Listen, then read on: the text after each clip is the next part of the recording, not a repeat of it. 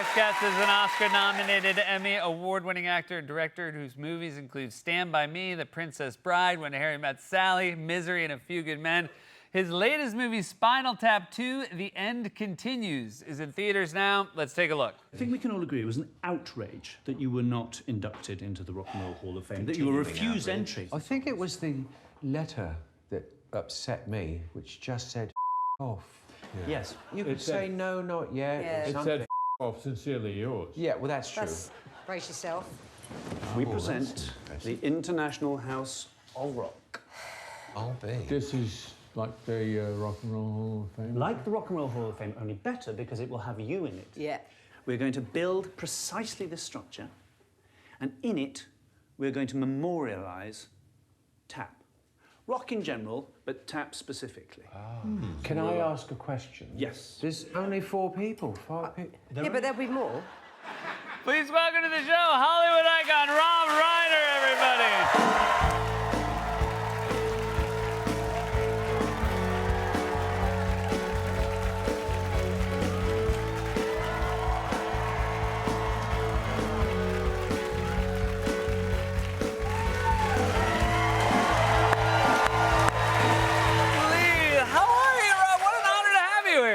It sure is. Yeah. How are you? I'm good. I want to ask. Yeah. 41 years since the first Spinal I Tap. know. What the hell was I thinking? You waited a long time. There must have been something that was the impetus for returning to this fantastic work. Yes, it was money. Okay, good. Yeah. Thank you for your honesty. Yeah. A lot of people will like bury the lead, but Yeah. that's No, crazy. I mean, we were thinking we'll never do this again. We did it. It works. Let it alone. But then we looked, literally, I made a joke, but after 40 years, with DVDs and videos and foreign sales, the 4 of us shared in 40% of the profits. And this is going to sound like a joke, but we each got 82 cents. And I thought, that's a little low. That's low. Yeah, for a movie that everyone knows. Yes, everyone knows. And so Harry Shearer, who plays Derek Smalls in the movie, he sued, got the rights back, and then we said, well, what do? We then hit on something. And by the way, we weren't going to do this unless the movie would stand alone. Right. Even if you haven't seen the first one. If you've seen the first one, it helps a little bit. You'll get some of the references. But if you haven't, the movie works because it's about 4 guys, rock and rollers who are aging, and that seems to be going on like crazy. You're seeing, you know, Rolling Stones, and the other day, The Who, and Roger Daltrey, Oasis got back together. They're all doing it. So we thought, what premise could we work out that could work actually from a very real standpoint? And that was the guys had not played together in 15 years. So we thought, wait a minute, what are they not talking? Is there bad blood?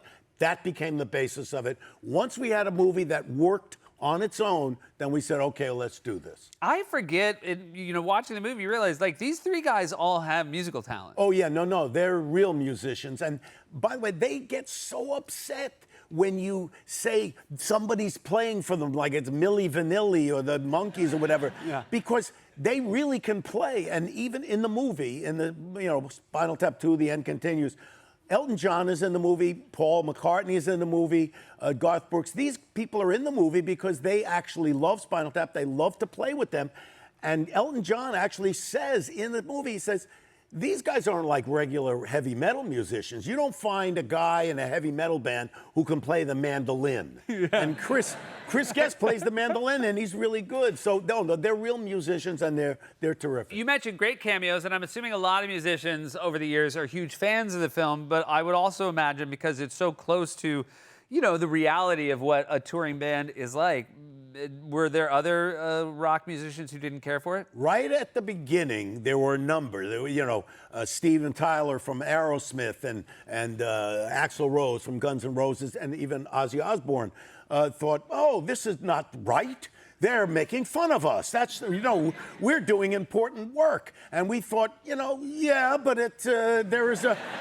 there's a pomposity to all of it, and we thought we could make fun of it, but at the same time, we are the generation that I'm the first generation to grow up on rock and roll. Yeah. The 50s and 60s, we love rock and roll, but we also see the excesses of it, and we thought we can, make fun of that and also be loving about it.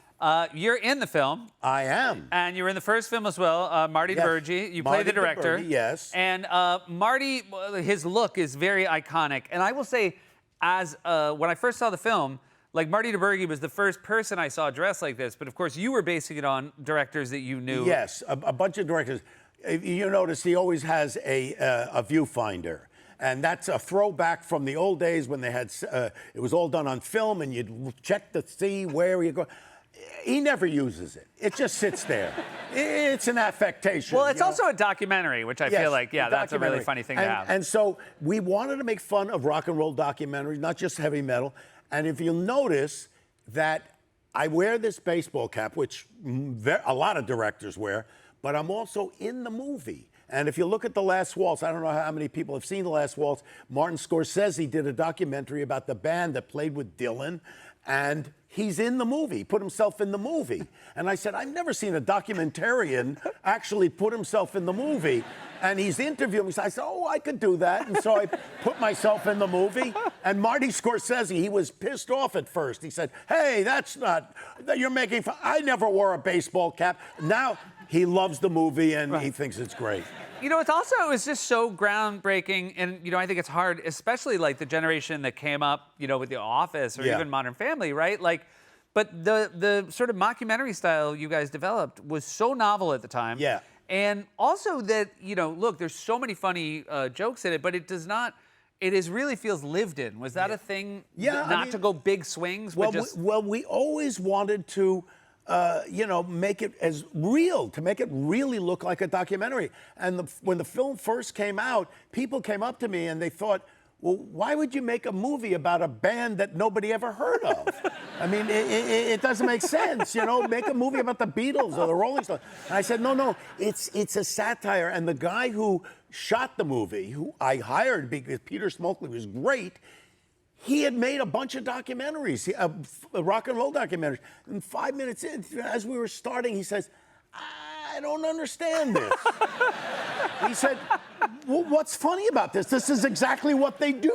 And I said, yeah, it's a little bent. It's a little bit bent. It's funny. So, yeah, people didn't get it at first. Well, I'm glad they eventually did. I got more to ask you. We'll be right back. Okay. With more Rob Reiner. Welcome back, everybody. We're here with the great Rob Reiner. This is the first film you directed, the original Spinal Tap. Yes, the first film I ever directed. And you also made a transition, which at the time was very rare. You were a television star from All in the Family. And I want to ask a question. No. And you have to be honest, because I see there's a lot of fairly, young people in the audience. Be honest. Applaud if you had never heard of All in the Family. Seriously. That's my point. That's my point. It's wild. This is a television show that was #1 in the country every single week for 5 weeks straight, and on average, 40 to 45 million people watched this show, and they watched it all at the same time.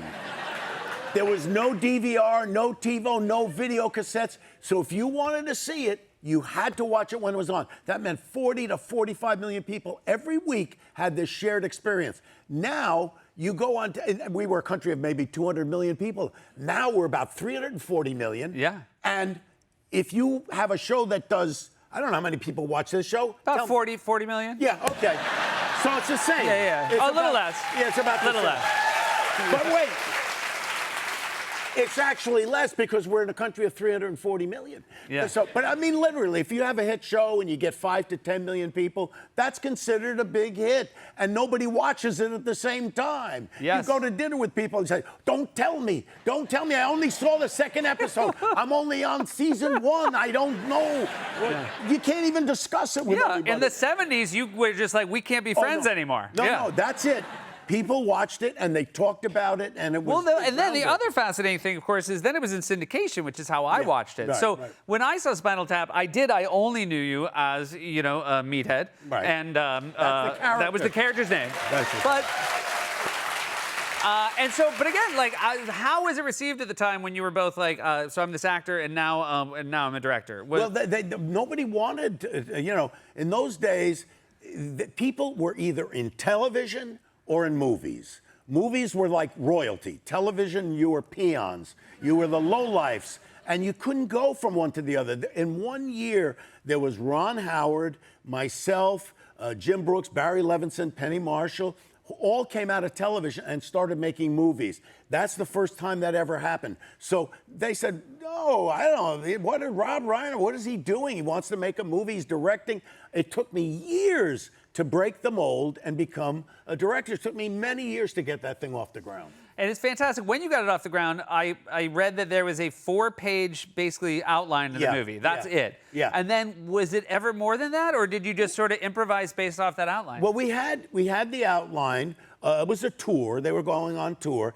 And we had the characters. We spent a lot of time giving a Bible, a history to these characters. So everybody knew what everybody had done. But all the dialogue is improvised. The whole thing is improvised. The same one with the second movie, The End Continues. All the dialogue is improvised, including Paul McCartney and Elton John. So that's the way, to make it feel like a real documentary. Your father, the legendary Carl Reiner. Right. And rest in peace. I'm going to ask this question. How many people know of the Dick Van Dyke Show? Okay. Not bad. Yeah. It helps. No. I mean, that was a groundbreaking show in its time. It showed a real couple, a real married couple, and a guy who not only had a family, but he also worked. And they showed both those things. That had never been done. Anyway, go ahead. I was saying, I've watched panels. Your dad worked on Caesar's Hour and all these great shows. Yeah. And when I watch him get interviewed, he always seemed to be delighted in what other people had done. He seemed to be such a fan of others, which is, a rare thing in this field. And then, I watch your work, and whether it's drama or comedy, you seem to get the most out of people. Yeah. Do you feel like you inherited that from him, of like just being a fan of other people's talent? I'm sure I did. I inherited a lot from him, including the fact that I have no hair. But no, he has a great way about. He had a great. I don't know. He used to do a routine with Mel Brooks, the 2,000-year-old man, and it's one. If you haven't heard it, get the albums. It's one of they're the funniest albums ever. By the way, it ages so well because it's about something that happened 2,000 years ago. Right. So it's not dated. And not dated at all. But my dad was the interviewer. My dad was the straight man. And what he was able to do is get the best out of Mel. And he was always good at that. He loved nurturing talent. He loved getting the best out of people. And that's what I like to do. I love to set a nice playground for actors to come and do their best. I just did a small part on that show, The Bear. Yeah, of course. Yeah. And this guy, Chris Storer, who created it and wrote it, and he directed the ones I was in, the 3 episodes. Same thing. He creates an atmosphere where people want to come to work.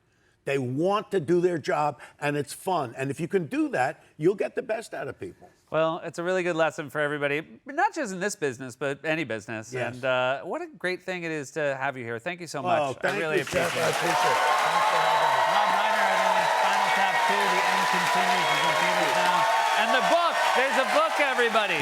A Fine Line Between Stupid and Clever, the story of Spinal Tap. It's on sale now. We'll be right back.